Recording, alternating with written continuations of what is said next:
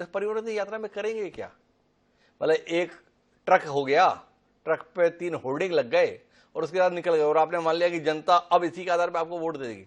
परिवर्तन यात्रा में कहेंगे क्या? क्या बताएंगे ऐसा जिसके चलते जनता परिवर्तन करने के लिए तैयार हो जाए? विक्रम शाह जी बता रहे हैं हमें, भाई सारे काम तो किए, जितने वादे थे सारे पूरे किए, जनता के हिस्से में जो कुछ जाना चाहिए था वो सारा इस सरकार के दौर में गया, क्यों बदलेगी सरकार?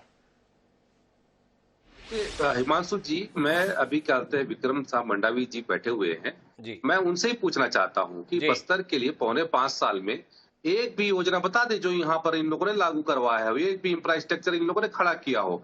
यदि है ताकत तो वही बता दें। ये लोग तो 5 साल कुछ किए नहीं है, और जो हम लोगों ने किया है उसमें केवल नाम बदलने का काम किया, उसके अलावा कुछ काम नहीं किया। और अभी कहते हैं कि हम लोगों ने सारे वादे पूरे किए, तो बिजली बिल हाफ हो गई, क्या कर्जा पूरा माफ हो गया है?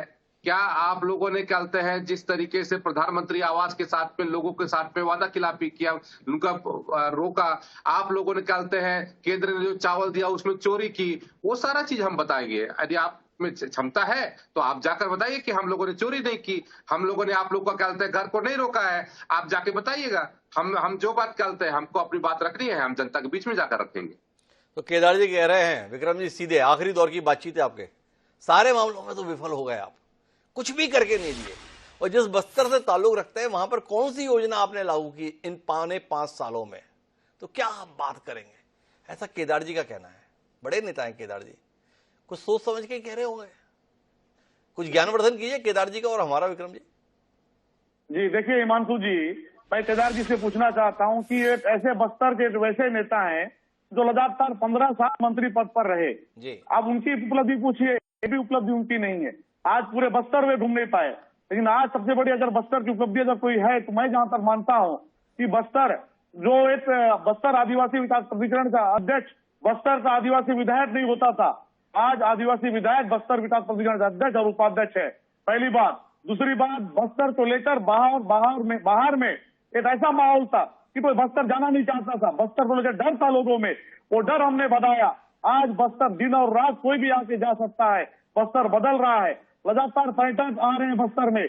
यहाँ पे देवगुड़ी हम बना रहे हैं, माता गुड़ी बना रहे हैं, तेंदुपत्ता का रेट हमने 250 से 400 रुपए किया। लगातार जो यही 7 वनोपजों का मूल्य देते थे, हमने 62 वनोपजों का उचित मूल्य दिया। लगातार यहाँ के जो वनोपजों का उनको जल जंगल जमीन का अधिकार दिया, माता रूढ़ी का पट्टा बांटा, व्यक्तिगत वन अधिकार पट्टा बांटा। लगातार ये जो जमीन जो बड़े बड़े उद्योगपतियों को, टाटा को, एसआर को, तमाम अडानी जो जमीन और पहाड़ बेच रहे थे उसे हमने वापस लिया। ये काम हमने बस्तर में किया है। और ये काम इन्होंने क्या किया, ये अपने शासनकाल में अपने मुख्यमंत्री से बात नहीं कर पाते थे, लेकिन मैं आज बीजापुर में बैठ के मेरे मुख्यमंत्री से बात करता हूं और अपनी बात को वहां पे कहता हूं दमदारी से, और हमारी बात हमारे मुख्यमंत्री सुनते हैं। ये हमने बदला इन 4-4.5 सालों में। केदार जी अपनी बातों को वहां पर अपने सरकार सामने रख नहीं पाते थे। ये बस्तर आज बदला है, ये जमीन पे उतरे। ये बस्तर आज ना पहले 15 साल घूमे हैं केदार जी, ना आज 5 साल में घूम पाए।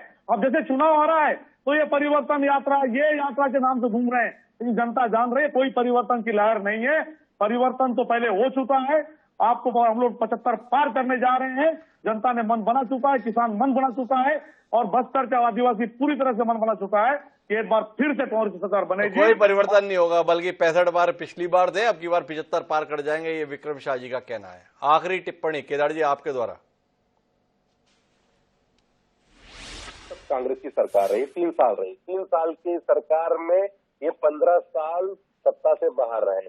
अब 5 साल में तो ये 25 साल पीछे बाहर हो जाएंगे, ये हम इनको वादा दिलाते हैं। दूसरी बात, इन्होंने कहा कि हमने इतने सारी योजना चालू की, मैं तो एक भी योजना समझ नहीं पाया। तेंदुपत्ता के लिए यहाँ पे धरना में बैठना पड़ रहा है, आपके यहाँ धरना में बैठना पड़ रहा है। और आपको देवगुड़ी की बात कर रहे थे, देवगुड़ी में आपको चलते हैं पैसे खा करके हमारे चलते हैं यहाँ के विधायक और सांसद राइट कर दे रहे हैं। उसी तरीके से जितनी भी योजना आपने कही वो सारी योजना में पूरा भ्रष्टाचार है।